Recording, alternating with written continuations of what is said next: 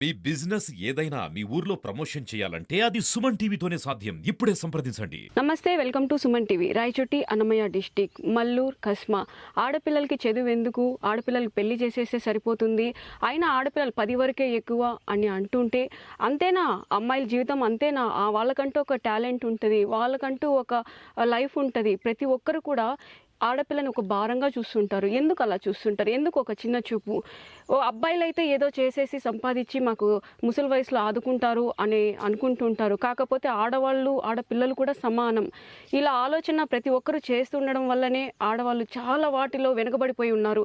ఇప్పట్లో చూస్తుంటే ప్రతి ఒక్కరు కూడా ప్రతి రంగంలో ఆడవాళ్ళు ముందుండి చేస్తున్నారు. మగవాళ్ళతో ఏమాత్రం తక్కువ కాదు, వాళ్లతో సమానం అని అంటున్నారు. బీబీ ఆయిషా అనే ఒక విద్యార్థి వాళ్ళ తల్లిదండ్రుల ప్రోత్సాహంతో PhD కంప్లీట్ చేసి డాక్టరేట్ పట్టా పొందారు. చుట్టుపక్కల ఎంతో మంది అవసరమా, 10th క్లాస్ అయిపోతే చాలు పెళ్లి చేసేచ్చు కదా, వంట రాదు, వంట నేర్పించండి అని అంటుంటే అవన్నీ కూడా పక్కన పెట్టి చదువు ఇంపార్టెంట్, అమ్మాయికి చదువు మీద ఉన్న ఇంట్రెస్టే ఇప్పటికీ ఈ పల్లెలో ఎంతో గర్వకారంగా తెచ్చిపెట్టింది వాళ్ళ తల్లిదండ్రులకి. ఇప్పుడు ఒక్కసారి పూర్తి వివరాలు అమ్మాయిని అడిగి మాట్లాడి తెలుసుకుందాం. బీబీ ఆయిషా గారు, ఫస్ట్ మీకు కంగ్రాచులేషన్స్. ఉర్దూ నవలల్లో డాక్టరేట్ సంపాదించారు. నా పేరు బీబీ ఆయిషా. మా నాన్న పేరు అబ్దుల్ కరీం, అమ్మగారు హసీనా. నాకు ఒక బ్రదర్, 2 సిస్టర్స్ ఉన్నారు. చెప్పండి, మీ స్టడీస్ అంతా కూడా ఎక్కడి నుంచి స్టార్ట్ అయింది? నా స్టడీస్ ఫస్ట్ టు 5th ఇక్కడే మల్లూరులోనే చేశాను. 6th to 10th Z Urdu high school రాయచోటిలో. ఆ తర్వాత ఇంటర్మీడియట్ గవర్నమెంట్ జూనియర్ కాలేజ్ రాయచోటిలో చేశాను. ఇంటర్మీడియట్ తర్వాత నేను integrated MA MPhil university of హైదరాబాద్లో కంప్లీట్ చేశాను. ఆ తర్వాత ఒక 8 months అలా గవర్నమెంట్ జూనియర్ కాలేజ్లో గెస్ట్ లెక్చరర్గా పనిచేశాను. ఆ తర్వాత PhDలో లెక్చరర్గా అంటున్నారు. ఎన్ని రోజులు పనిచేశారు? నియర్లీ 8 months చేశాను. 8 months చేశారు. ఓకే. ఆ తర్వాత నేను MPhilలో ఉన్నప్పుడే మౌలానా ఆజాద్ నేషనల్ ఫెలోషిప్కి సెలెక్ట్ అయి ఉన్నాను. ఆ తర్వాత PhDలో అడ్మిషన్ అయింది. ఓకే. మామూలుగా చూస్తున్నట్టయితే అమ్మాయిలకి అంత చదువు ఎందుకు అని ఒక క్వశ్చన్ మార్క్ ఉంటుంది ప్రతి ఇంట్లో కూడా. ఇంకా మీ ఇండ్లలో, ముస్లిమ్స్ ఇండ్లలో అయితే 10 లాస్ట్ అని అంటుంటారు. నిజమేనా? ఇప్పటికీ ఉన్నారు చాలా మంది అలా, కానీ కొంతమంది మారారు అని నాకు అనిపిస్తుంది. మీకు ఎవరు ఎంకరేజ్మెంట్ చేశారు? మా పేరెంట్స్ స్టార్టింగ్ నుంచి మా ఇంట్లో ఎడ్యుకేషన్ పరంగా చాలా ప్రోత్సహించేవారు మా పేరెంట్స్. దానివల్లే మేము పెరుగుతాము. పేరెంట్స్ ప్రోత్సహించారు, ఎంకరేజ్మెంట్ చేశారు. డిస్కరేజ్ ఎవరు చేసినారు? డిస్కరేజ్ అంటే పర్టికులర్ గా నేమ్స్ వద్దులే, కానీ చేశారు. ఏమని చేశారు? ఎందుకు ఇంకా ఇక్కడ లేదన్నా. ఇంటర్ తర్వాత నేను హైదరాబాద్కి వెళ్ళేటప్పుడు కూడా చాలా మంది ఎందుకు ఇక్కడ లేదా, డిగ్రీ ఇక్కడ చదవచ్చు కదా, ఇక్కడైనా అంతే అక్కడైనా అంతే కదా, ఎందుకు అమ్మాయికి అందరం ఎందుకు పంపించాలి ఇలా అలా అని చాలా మంది. అయినా మా పేరెంట్స్ అవన్నీ పట్టించుకోకుండా నన్ను పంపించారు. అప్పుడు మీకేమనిపించింది? అప్పుడు నాకు చాలా ప్రౌడ్గా అనిపించింది. అందుకే నేను అందువల్లే నేను ఇంకా చదవాలి అని PG తర్వాత MPhil చేశాను. ఆ తర్వాత నేను జాబ్ చేశాను కొన్ని డేస్. మళ్ళీ PhDలో అడ్మిషన్ చేస్తాను నాన్న PhD అంటే మా డాడ్ ఒప్పుకున్నారు. చెప్పండి, మామూలుగా వద్దు అనేటోళ్ళు అన్నప్పుడు మీకు ఎట్లా అనిపించింది? బాధ అనిపించిందా? బాధ అనిపించింది, కానీ మా అమ్మ అవన్నీ పట్టించుకోకూడదు, నువ్వు చదవాలనుకుంటున్నావు కదా, చదువు, మేము సపోర్ట్ చేస్తామన్నా. మీ నాన్నగారు ఏం పని చేస్తుంటారు? మా నాన్నగారు వ్యవసాయం చేస్తుంటారు. అమ్మ హౌస్ వైఫ్ అండి. House wife. ఈ డాక్టరేట్ వచ్చిన వెంటనే మీరు ఎవరికి కాల్ చేసినారు? డాడీకి కాల్ చేసినారా? మా అమ్మ నాన్న ఇద్దరికి ఏం చెప్పినావు? అంటే డాక్టరేట్ అనౌన్స్ చేసినప్పుడు మా పేరెంట్స్ ఉన్నారు, అక్కడ పక్కనే ఉన్నారా? ఓకే. మా ఫ్యామిలీ మొత్తం ఉన్నారు. దీని గురించి మీకు ఏమైనా సపోర్ట్ చేశారా స్టడీస్లో? పేరెంట్స్ తర్వాత అంటే మా లెక్చరర్స్, ప్రొఫెసర్స్. ఓకే. ఇంకా ఈ రీసెర్చ్ గురించి కూడా నేను చాలా మందికి కాల్ చేసి ఇంటర్వ్యూస్ తీసుకున్నాను. ఇండైరెక్ట్ గా చాలా మంది కూడా హెల్ప్ చేశారు, సపోర్ట్ చేసినారు.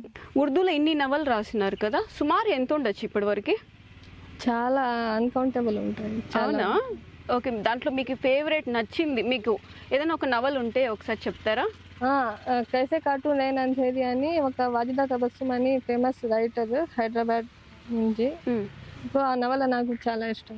అనిల్ ఠక్కర్ నవలలు నాకు చాలా ఇష్టం, ఎందుకంటే ప్రెసెంట్ సొసైటీలో ఏం జరుగుతుందో అన్నీ ఆయన రాశారు. ఇంకా కల్చర్, కర్ణాటక అడవులు, వాటి గురించి కూడా అంతా ఉంది. అవి చదివితే మేము ఇప్పుడు అక్కడ ఉన్నామన్నట్టు ఫీల్ అవుతుంది. సో అవి నాకు. ఇంకా ఏమేమి అవార్డ్స్ వచ్చింది మీకు?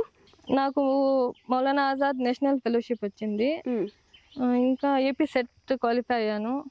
ఇంకా చాలా సెమినార్స్లో పేపర్స్ ప్రజెంట్ చేశాను, ఆర్టికల్స్ రాశాను ఓకే. మ్యాగజైన్స్కి.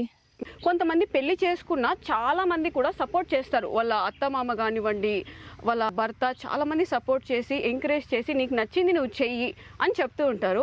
ఇంకొంతమంది పెళ్ళి అయిపోయింది, ఇంకా ఏముంది, ఇంకా ఇంట్లో వంట చెయ్యి, మీ భర్తకి ఏం కావాలో అది చూసుకొని మాత్రమే చెప్తారు. అందులో ఒకటి ఏంటంటే అందరూ సపోర్ట్ చేయరు, కానీ కొంతమంది ఉన్నారు సపోర్ట్ చేసేవాళ్ళు. అదే కొంతమంది వాళ్ళ అత్తమామ సపోర్ట్ చేస్తారు, ఉన్నీలే చదువుకోనీలే. ఇంకొంతమంది లేదు లేదు మా కోడలుగా తెచ్చుకునింది ఎందుకు, మమ్మల్ని చూసుకోవాలి కదా అని అలా అంటారు. ఇప్పుడు వాళ్ళకంటూ లైఫ్ ఉంటుంది. ఎంతసేపు ఇంటి పని లేకుండా ఉంటే ఇంకా జాబ్ లేకుండా ఎలాగ అసలు? ఎలాగంటే ఇంకా ఏమంటారు, పెళ్లి అయిపోతే మేము చూసుకుంటున్నాం కదా, మీరు ఎందుకు జాబ్ చేయాలి? అమ్మాయికి ఫుడ్ బట్టలు ఉంటే సరిపోతుందా? అదే ఉంది, సొసైటీలో మెంటాలిటీ అదే ఉంది, అలానే అనుకుంటున్నారు చాలా మంది. దాని తర్వాత కూడా అమ్మాయిలకి లైఫ్ ఉంది, వాళ్ళు చదువుకోవాలి, వాళ్ళు కూడా వాళ్ళ కాళ్ళ మీద నిలబడాలి. రేపు పొద్దున ఏదైనా లైఫ్ లో జరిగితే వాళ్ళు సర్వైవ్ అవ్వాలి అని. ఖచ్చితంగా. ఇటు ఎంతసేపు వాళ్ళ మీద డిపెండ్ అయినారు, బాగానే ఉంది, అత్తమామ బాగా చూసుకుంటారు, భర్త బాగానే చూసుకుంటారు, అంతా బాగుంది, ఫ్యామిలీ సపోర్ట్ కూడా ఉంటుంది. రేపు ఆ అమ్మాయి లైఫ్ ఏంటి అని ఒక క్వశ్చన్ మార్క్ వస్తే ఎవరూ లేరు, ఏదైనా సిచ్యువేషనే జరిగింది అనుకో, ఎవరు లేకపోతే ఆ అమ్మాయి ఇండిపెండెంట్గా ఎలా బతుకుతుంది? అదే చదువు కానీ లేకుంటే ఇంకొకటి జాబ్ కానీ ఏదో ఒకటి ఉంటే ఆ అమ్మాయి కాళ్ళ మీద ఆ అమ్మాయి నిలబడచ్చు. నేను చాలా లక్కీ, మా పేరెంట్స్ నన్ను చాలా ఎంకరేజ్ చేశారు. దానివల్ల అసలు నేను వాళ్ళకి పుట్టడమే నేను చాలా లక్కీ అనుకుంటున్నాను. అపార్ట్ ఫ్రమ్ డాక్టరేట్ నేను ఇంటర్వ్యూస్ కూడా చాలా చోట్ల వెళ్ళి తీసుకున్నాను. చాలా లైబ్రరీ సౌత్ ఇండియాలో ఉండే ఆల్మోస్ట్ కేరళ, కర్ణాటక, తెలంగాణ, తమిళ అన్ని చోట్ల వెళ్ళాను. అన్ని చోట్ల నేను వెళ్ళాలి, ఇలా నేను ఇంటర్వ్యూస్ తీసుకోవాలంటే అన్ని చోట్ల నా పేరెంట్స్ నన్ను పంపించారు. ఇంకా నువ్వు నెక్స్ట్ ఏం చేయాలనుకుంటావు? నెక్స్ట్ ఇంకా జాబ్ చేయాలనుకుంటున్నాను టీచింగ్ ఫీల్డ్లోనే. Teaching field, okay. అంటే చాలా మంది ఉర్దూ చదివితే ఆపర్చునిటీస్ లేవు, ఇది అది కానీ కూడా అంటారు. అలా ఏం లేదు, టీచింగ్ అని కాదు, మీడియాలో వర్క్ చేయొచ్చు, ట్రాన్స్లేషన్ లో కూడా వర్క్ చేయొచ్చు. మనం వెతుక్కోవాలి ఆపర్చునిటీస్, అంతేగాని ఎందులో కూడా ఆపర్చునిటీస్ లేవని ఏం లేదు. ప్రస్తుతానికి అయితే టీచింగ్. నేను ఇంకా ఆర్టికల్స్ రాయాలనుకుంటున్నాను. ఏదైనా ఒక తెలుగు నవల తీసుకొని ఉర్దూలో ట్రాన్స్లేట్ చేయాలి, అలాగే ఉర్దూలోది తెలుగులో వేరే లాంగ్వేజ్ లో ట్రాన్స్లేట్ చేయాలని ఉంది. నేను చాలా చదివాను, ఇవి తెలుగులో కూడా రావాలి అని అనుకుంటున్నాను. సో అది కూడా చేస్తాను. అయితే నీ స్టడీస్ అనేది ఇక్కడితో ఆగదు, జాబ్ దాని తర్వాత ఇంకా కూడా చెయ్యాలని ఒక పట్టుదల అయితే నీలో కనిపిస్తుంది. ముందు ఇక్కడ అంతగా ఎవరికి తెలియదు, కానీ ఇప్పుడు చాలా మంది నాకు తెలియని వాళ్ళు కూడా కంగ్రాట్స్ చేస్తుంటే నాకు చాలా హ్యాపీగా అనిపిస్తుంది. ఖచ్చితంగా ఆ బిరుదు అనేది మామూలు విషయం కాదు కదా. మా ప్రొఫెసర్స్ కూడా చాలా హెల్ప్ చేశారు. స్పెషల్ గా మా గైడ్ కి చాలా థ్యాంక్ఫుల్ గా ఉండాలి. ఏం పేరు చెప్తారా ఒక్కసారి?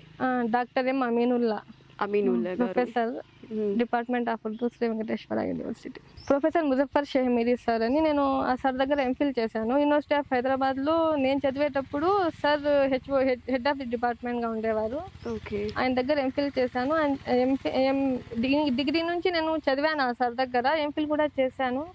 ఆ సార్ నేను చూసి నేను చాలా ఇన్స్పైర్ అయ్యాను. బాగా చదవాలి, ఇలా అమ్మాయిలు ఇలా బ్యాక్గా ఉండకూడదు అనే సార్ చెప్పే మాటలు నాకు చాలా ఇన్స్పైర్ అయ్యాయి. ఇంకా చాలా ప్రొఫెసర్స్ ఉన్నారు, కానీ అందులో Muzaffar sir is very special for మీ.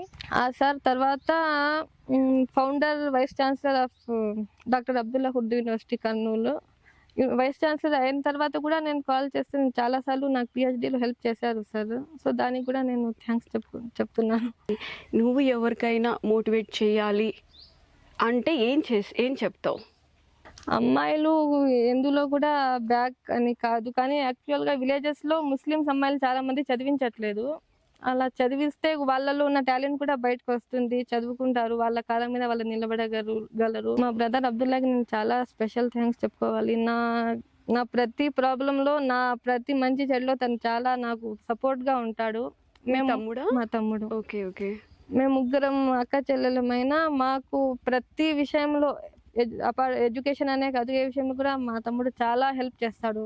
మా మామ, మా అత్త వాళ్ళు, మా ఆంటీ అందరికీ నేను థ్యాంక్స్ చెప్పాలనుకుంటున్నాను. ఓకే. ఇప్పుడు చదువులో కానివ్వండి, ఏ విషయంలో అయినా చిన్న స్ట్రగుల్స్ ఫేస్ చేయందే ఇంత ఎత్తుకు ఎదగలేరు. మీరు అట్లాంటి సిచ్యువేషన్స్ ఏమైనా ఫేస్ చేశారా ఐషా గారు? చాలా స్ట్రగుల్స్ వచ్చాయి. చాలా ప్రాబ్లమ్స్ కూడా ఈ పిహెచ్డి కంప్లీట్ స్టార్టింగ్ నుంచి ఎండింగ్ లోపల నేను చాలా అంతకుముందు నాకు ఏ ప్రాబ్లమ్స్ అనిపించలేదు, కానీ పిహెచ్డిలో నాకు చాలా స్ట్రగుల్స్ వచ్చాయి. అయినా నేను వాటిని కూడా ఓవర్కమ్ చేసి నేను ఆయిషా గారు, నవలలు ఉన్నాయి, అది ఉర్దూ నవలలే, ఆ టాపిక్ ఎందుకు ఎంచుకోవాల్సి వస్తుంది? నాకు స్టార్టింగ్ నుంచి నవలల పైన స్టోరీస్ పైన చాలా ఎక్కువ ఇంట్రెస్ట్ ఉండే. Okay. దానివల్ల నేను నవలలు చూస్ చేసుకున్నాను. నవలలు ఇంకా షార్ట్ స్టోరీస్ కంపేర్ చేస్తే షార్ట్ స్టోరీలో జస్ట్ ఒక పర్సన్ గురించి ఒక షార్ట్లో ఒక 3-4 పేజెస్లో ఉంటుంది, కానీ ఒక నవలలో ఒక వ్యక్తి టోటల్ జీవితం అంతా ఉంటుంది. సో అది ఎక్కువ కన్వే అవుతుంది ప్రజలకి. ఏమన్నా మనం చదివే వాళ్ళకు కూడా దాన్ని చదివితే ఇంకా టోటల్గా తెలుస్తుంది, ఇంకా మేము ఇన్స్పైర్ కూడా అవ్వచ్చు చాలా దాని గురించి. స్టార్టింగ్ నుంచి నేను ఉర్దూ చదివాను. ఇంకా ఉర్దూ అంటే చాలా వరల్డ్ చాలా చోట్ల ఉంది, చాలా మందికి యూజ్ అవుతుంది నా థీసెస్ అని నేను అనుకుంటున్నాను. తెలుగులో కూడా ఏమన్నా రాయగలుగుతారా ట్రాన్స్లేట్ చేసి? చేయగలను. నెక్స్ట్ అది కూడా ప్రిపరేషన్ ఏమన్నా ఉందా? ఉంది, ప్రిపరేషన్ ఉంది. థీసెస్ రాసేటప్పుడు కూడా నేను ఒక 3-4 నావెల్స్ నేను అనుకున్నాను ఇవి తెలుగులో ఉంటే బాగుంటుంది అని. సో దాని వర్క్ కూడా జరుగుతుంది. ఫస్ట్ ఎవరి దగ్గర నుంచి అప్రిషియేట్ వచ్చింది మీకు, ఇది చాలా బాగుంది, ఇది బాగా రాసినావు అని ఎవరైనా అన్నారా మీకు? నేను రాసిందంతా నేను ఫస్ట్ చూపించింది మా గైడ్కే, అమీనుల్లా సార్కి. సార్ చూసి చాలా బాగా రాసావమ్మా అని చెప్పారు.